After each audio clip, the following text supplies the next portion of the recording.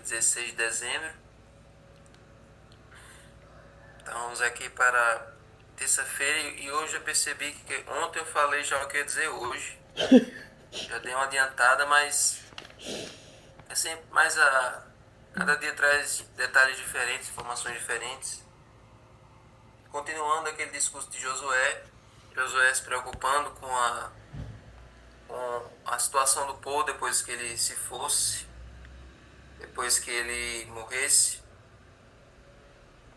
E aí, a partir do verso 6 ele diz assim, Josué 23, do 6 ao 6 em diante. Portanto, esforcem-se muito para guardar e cumprir tudo que está escrito no livro da lei de Moisés, para que dela não se afastem nem para a direita nem para a esquerda. Esforcem-se muito. Essa expressão basicamente quer dizer que eles tinham que ser muito fortes, que eles se fortalecessem. A coragem para seguir Jesus, ela não se demonstra quando todo mundo é favorável a isso. A coragem ela se demonstra quando todo mundo é contrário a isso. Quando todo mundo está vindo numa mão e você está indo na contramão. Então por isso que eles tinham que ser fortes, por isso que eles tinham que se esforçar. Porque eles teriam que ser fiéis a Deus no mundo, no contexto, onde todas as nações vizinhas adoravam seus ídolos, tinham um estilo de adoração totalmente diferentes. Eles tinham que manter a sua identidade religiosa intacta numa pressão constante de todos os lados. Então, é por isso que a expressão era essa. Esforcem-se muito, mantenham-se firmes, sejam firmes nas promessas que vocês receberam desde o começo, mantenham-se fiéis ao seu Deus. E aí ele continua. E para que não se misturem com essas nações que restaram entre vocês. Ou seja, se eles não quiserem destruir, então não se misturem. Se vocês vão deixar essas nações, não se misturem, não caiam na gandaia delas, não vão na onda delas, não se misturem. Não façam menção dos nomes de seus deuses, nem jurem por eles. Não sirvam e nem adorem esses deuses. Ou seja, não se misture de nenhuma maneira e não adorem os deuses, nem jurem por eles. Quando se jurava pelos deuses, é a mesma coisa você dizer que aquele Deus ia ser o seu vingador, ia ser ia ser testemunha, principalmente quando se fazia contratos. Se a pessoa jurasse por Baal, se a pessoa jurasse por qualquer divindade, é como se dizer que aquela divindade ia ser testemunha entre você e aquela pessoa. É você invocar a autoridade daquele Deus naquela negociação. Então, se uma das partes cumprisse o contrato, então aquele Deus que você invocou iria ser acionado para vingar você, para castigar uma das duas partes. Ou seja, estava reconhecendo que aquele Deus era real e que aquele Deus iria agir naquela negociação. Então não era nem para jurar por esses deuses, porque você estaria reconhecendo a existência deles. Então não jure, não faça menção do nome deles. O nome de um Deus na Bíblia, quando você citava o nome de um Deus, você meio que estava invocando a presença dele. Por isso que toda vez que a gente fala o nome de Deus, por isso que nos 10 mandamentos tem a expressão, não tomarás o nome do Senhor teu Deus em vão. Ou seja, o nome representava a presença. Representava ali quando você citava o nome, você estava invocando a presença daquele Deus. Por isso que a gente sempre pede, a gente sempre canta, Teu santo nome, teu nome será lembrado, teu nome será adorado. Por que o nome? Por que o nome? Porque o nome na Bíblia tem essa importância. Assim como o nome das pessoas representava a identidade delas, o nome de um Deus representava a presença dele, a autoridade dele, o poder dele. Então não era para fazer menção ao nome desses deuses, não era para jurar pelo nome deles, não era para invocar a presença deles, não era para ter contato nenhum com esses deuses, certo? Então, pelo contrário, apeguem-se ao Senhor seu Deus, como vocês têm feito até o dia de hoje. Porque o Senhor expulsou diante de vocês grandes e fortes nações até o dia de hoje, e ninguém conseguiu resistir a vocês. Um só de vocês perseguirá 1000, porque o Senhor seu Deus é quem luta por vocês como ele prometeu. Amém? Um só de vocês perseguirá 1000. Ele vai dar poder a cada um de vocês para vocês expulsarem, para cada um de vocês ter força e destreza para expulsar seus inimigos. Cada pessoa do povo de Israel vai ser empoderada, vai ser cheia da força de Deus. Aí o verso 12. Agora, porque se vocês se desviarem dele e se apegarem ao que resta dessas nações que ainda se encontram entre vocês e se unirem com elas por meio de casamento e se misturarem com elas e elas com vocês, saibam com certeza que o Senhor, seu Deus, não expulsará mais essas nações diante de vocês. Eu estou avisando a vocês.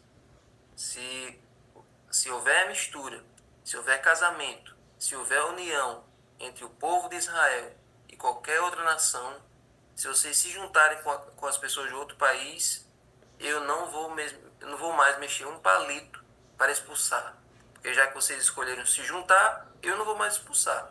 Vocês vão conviver, exatamente isso que aconteceu, Nefretes. Vocês vão conviver com esses povos que vocês escolheram se misturar e eu não vou mais me importar, eu não vou mais expulsar nenhuma dessas nações. Vocês vão conviver e vão viver junto.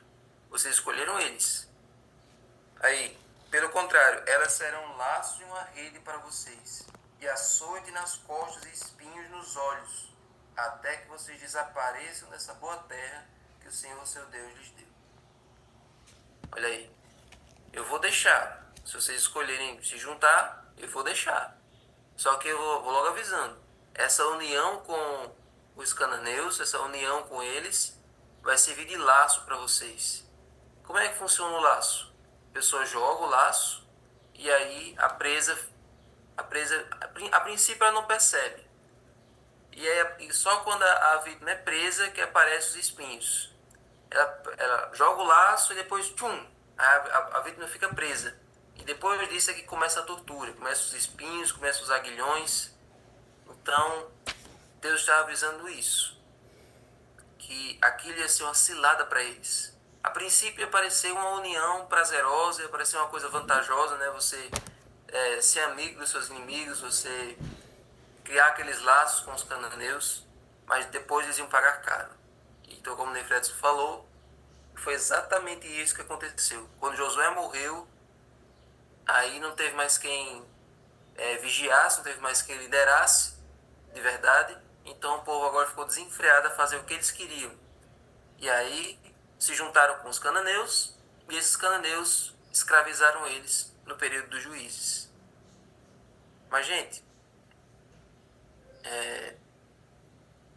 tudo isso, todas essas orientações, Deus queria que o povo mantivesse sua identidade como povo de Israel. A junção com os outros povos, a união com os outros povos, ia acabar por minar essa unidade que o povo tinha. Ia acabar por destruir a adoração que eles tinham a Deus. Então, tudo isso aqui foi necessário para que o povo entendesse que não era para ter união, não era para ter nenhum tipo de associação com aqueles outros povos.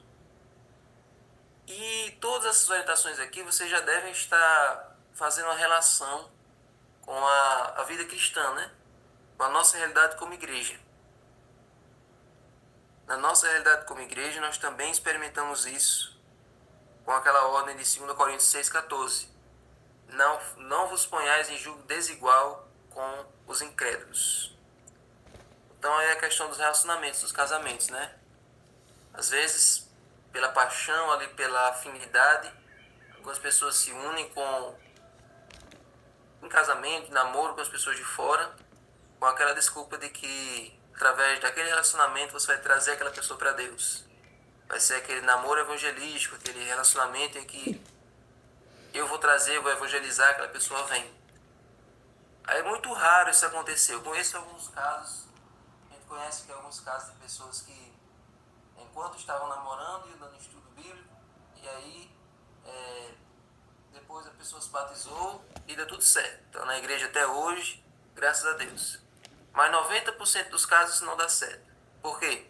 Porque através dessa união, através dessas uniões, desses relacionamentos, A tendência é que a pessoa que não é da fé, a pessoa que é de fora, né? Ela vá pouco a pouco induzindo você. É mais fácil ela induzir você a sair da fé do que você chamar ela do mundo para a igreja. O imã é mais forte do lado de fora, infelizmente. A pessoa vai começar a fazer chantagem, a pessoa vai começar a fazer ali alguma começar a mexer com o seu emocional. Você quer ir para a igreja toda animada, a pessoa inventa que está doente, a pessoa diz que está com dor de cabeça, que é para você ficar em casa, para pessoa não, para vocês dois não irem. E assim a cada culto você vai faltando para ficar com aquela pessoa, porque você ama ela. Assim você vai perdendo a sua ligação com a igreja, perdendo a sua ligação com a fé, até o ponto de você ficar igual a ela. E aí você deixa de ir para a igreja por causa dela. Aí ela inventa uma viagem, ela inventa uma festa de aniversário. Tudo isso eu estou dizendo e tudo isso que eu estou falando são casos reais. Relacionamentos em que a pessoa de fora começa a usar várias estratégias para fazer com que você fique em casa com ela e não vá para o culto, não vá para a igreja. Tudo isso aqui são casos que vocês todos conhecem. Então não caia nessa cilada. Relacionamentos com as pessoas de fora acabam por tirar você da igreja no final das contas. Então, não vos ponhais em julgo desigual com os incrédulos. Então, saindo da área dos relacionamentos, que vocês todos já conhecem que isso é uma furada, vem a questão das amizades. Tem um texto lá nas cartas de Paulo que diz assim, né, as más conversações corrompem os bons costumes. Amizade. A questão da amizade tem esse texto, mas tem também aquela parábola que Jesus conta do cara que tinha vários amigos. Não lembro exatamente como é a parábola, mas eu sei que no final Jesus diz assim: os filhos das trevas são mais habilidosos que os filhos da luz. Então, das riquezas de origem terrena, façam amigos, para que você possa recebê-los no reino dos céus. Então é basicamente isso que Jesus diz nessa parábola. Que a gente possa fazer amigos entre as pessoas de fora para poder trazê-los para a verdade. Isso é importante. Então você conquista amigos ali pela sua afinidade, pelo seu companheirismo, Lucas 16. E aí esses amigos, você vai evangelizando eles e trazendo-os para Deus.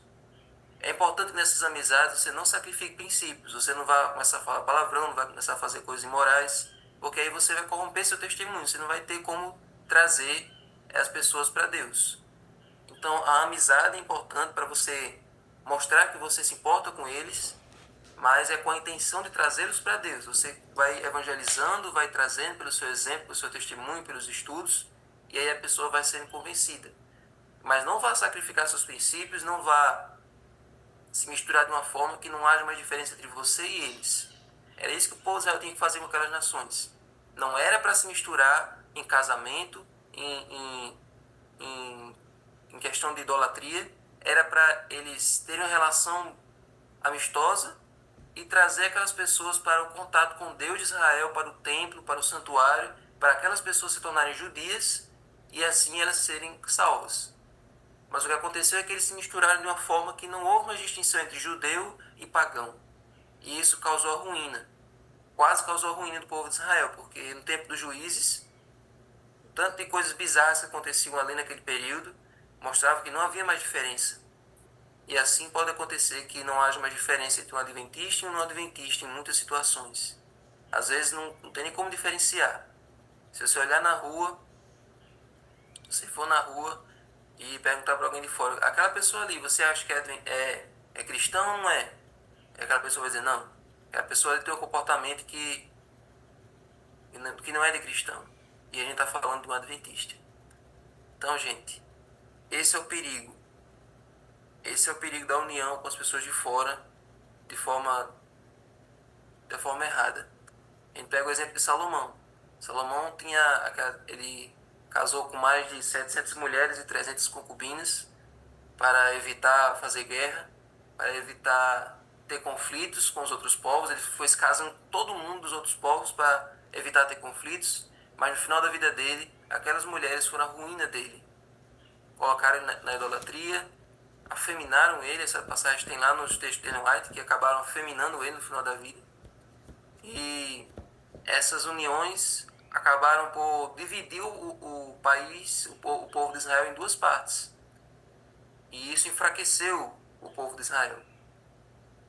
Então, quando as coisas estiverem indo muito bem, muito tranquilas entre você e o mundo, pode ter certeza que você está indo no caminho errado. Existe uma guerra entre o bem e o mal e existe um conflito entre a luz e as trevas. A gente vai estar sempre na contramão do mundo. Então, você sentir que você está indo muito a favor, você está sentindo muito é, que você Confortável. está em harmonia com o mundo, pode se preparar que você está no caminho errado, você vai se prejudicar no futuro. O cristão está sempre indo na contramão. Ele está sempre indo na direção contrária, indo para o céu enquanto o mundo segue para o outro lado. Então, gente, não se misture. Faça amigos para trazê-los para Deus, mas não sacrifique seus princípios para ser aceito na sociedade. Você foi chamado para ser diferente, como Jesus é diferente. Amém? Senhor Deus, muito obrigado sobre essa lição de hoje, pelas mensagens da tua palavra que o Senhor nos mostrou hoje. Nos ajuda, Senhor, a ser fiéis no mundo que segue para a destruição. Nos ajuda a ser diferentes num mundo onde as pessoas são iguais, mas iguais no erro. Nós queremos ser diferentes na obediência a Ti. Fica conosco, agora abençoe o estudo do livro. Nos ajuda, Senhor, a seguir o Teu exemplo. Em nome de Jesus. Amém.